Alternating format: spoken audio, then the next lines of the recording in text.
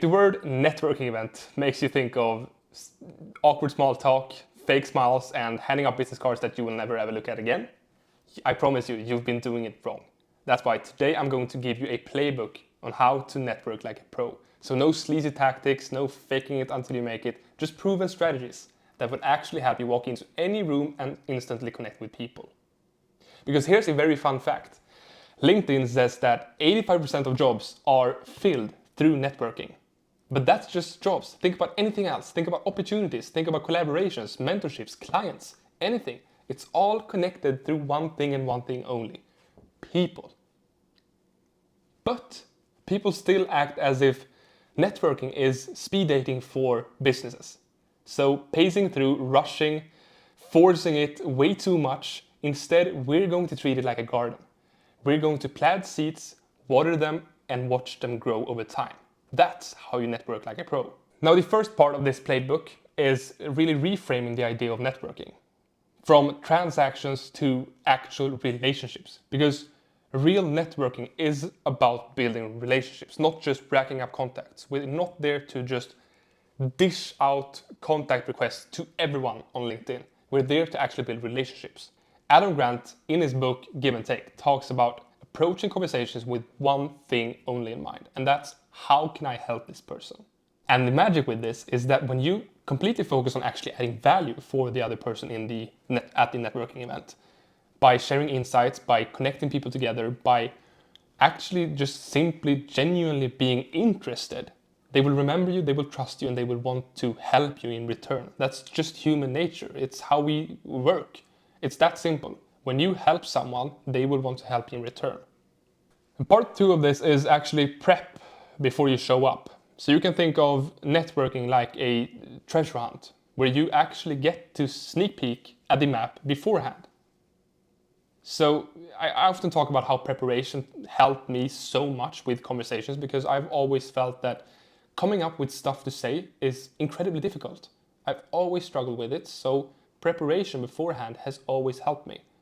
That's why I'm telling you to prepare for networking. And you can do this by looking up the attendee list. It doesn't matter if it's a conference, a meetup, or a small dinner. Look up the attendee list. Find all the people you can on, let's say LinkedIn. Find out what they work with, mutual connections, hobbies, goals, whatever. Something that you can talk about with this person. And why? Because if you walk up to someone and say, "Hi, nice weather we're having right now," right?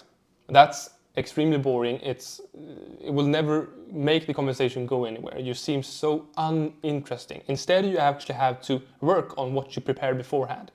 So what you found out about this person. So let's say, "Hey, I noticed that you're working on this project right now. That sounds incredibly interesting. Could you tell me more about it?"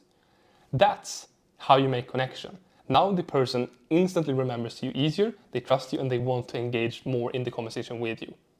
Now, part 3 is something called the FORM framework for great conversations. Now, you've probably had a conversation just completely dry out after the dreaded question, "So what do you do?"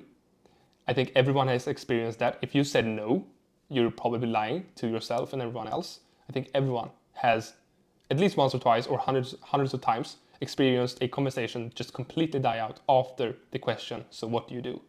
Now, FORM is a framework that just swoops in and saves the day for you. It stands for family, occupation, recreation, and motivation. It's like a GPS. So you can use one of these 4 roads in order to always keep the conversation going, so it never has to die out. So family includes, well, their family, of course, childhood, where they grew up, anything like that. It's quite personal. Then we have occupation. So what do they do for a living? What are projects they're working on right now? Do they enjoy it? Then we have recreation. What are hobbies they like? What do they actually enjoy doing outside of work? And then we have motivation. What are their goals, their aspirations? What do they want to achieve out of life? Now, instead of saying, "So do you like your job?" say something like, "What makes you excited about going to work right now?" Instead of, "Do you have any hobbies?" ask, "What's something you would love to have more time for outside of work?" It's fresh, it's natural, it's new for the other person, because I think most people at a networking event don't ask questions like this. So it instantly makes you more interesting. They're more curious, they want to talk to you more now. And then comes part 4, which is the 70-30 rule. Now, you may have heard about this one before, and it's the power of listening. Now, networking is not about actually being the most interesting person in the room, it's actually about being the most interested person in the room. So Jack Schaefer, in his book, The Like Shift, talks about spending 70% of conversations actually listening and 30% only talking. Now, think of yourself as a podcast host. So you're actually there to make the other person shine. And here's the great shift with that. When you make other people feel heard, they will walk away from that conversation thinking, wow, he was such a great conversationalist. But you were not really the one talking. You were actually just listening for 70% of the time. But it's true, that's actually how it works. When you make people feel heard, they will walk away from that conversation thinking you were a lovely person to talk to. They will think that you were such a great conversationalist, but you only talked 30% of the time. That's how it works. It's amazing. And number 5 is make your introduction memorable. It's your hook when you're talking to people. It's like a video. You have to create hooks in order to engage people, to make them curious, to want to learn more, to watch more. That's how you make your introduction as well. So it's time to fix the most boring habit of networking, and that's the default introduction. Now, if someone asks you, so what do you do? And you say, I'm a financial advisor.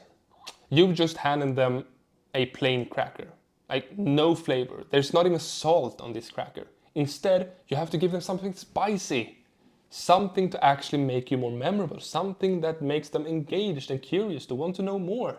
So Donald Miller's Story Brand Frameworks explains this perfectly, how to make your introduction like a hook. So you have to make your intro about the value you bring. So instead of I'm a financial advisor, you should be saying I make young families feel more secure by making their money work harder. That's how you create your own hook. It makes the people listening to you much more curious. Now they'll ask more questions. You've just given them the steak, not the plain cracker. I love that analogy. I'm actually quite happy about that one because I love steak. And now part 6. This is one of the most important ones that I think a lot of people actually forget. And that's follow up like a pro. Now, meeting someone new and never ever talking to them again is like planting a seed but never watering it. So you have to follow up with the people that you actually liked connecting with. So you don't have to follow up with everyone, just the people that you liked connecting with, that you had an interesting conversation with, that you want to build a relationship with. So you can do this by, after 24 to, let's say, 48 hours, follow up by just saying, hey, really love talking to you about this topic. Here's the article that I told you about, explaining it a bit deeper. That's how you follow up. That little thing tells them that you're interested. You were actually genuine about the connection that you made. And as I said, most people don't do this, so it makes you instantly stand out. Now, part 7 is very important as well. I think I've said that for almost every single one, but every single one is important, so stay with me. Play the long game. Play the long game. Networking is like compounding interest for relationships. You will never put a one-time deposit and instantly get rich. It gets built over time.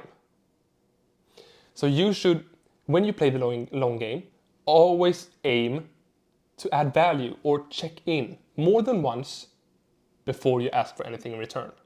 That's how you play the long game. So share news articles, share insights, share values, as I've said. Then, whenever you need something in return or have a ask, you are not just a random person, you are actually a trusted contact now. That is the 7-part framework. So networking isn't really about being extroverted, anyone can improve. It's about being intentional with the way you speak. So show up curious, show up with intention, show up and give more than you take, and keep showing up. And networking will start to feel more natural and easier for you.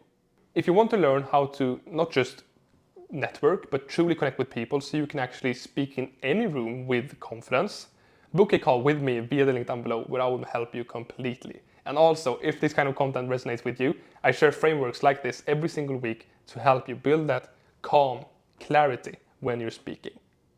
See you in the next video. Bye bye.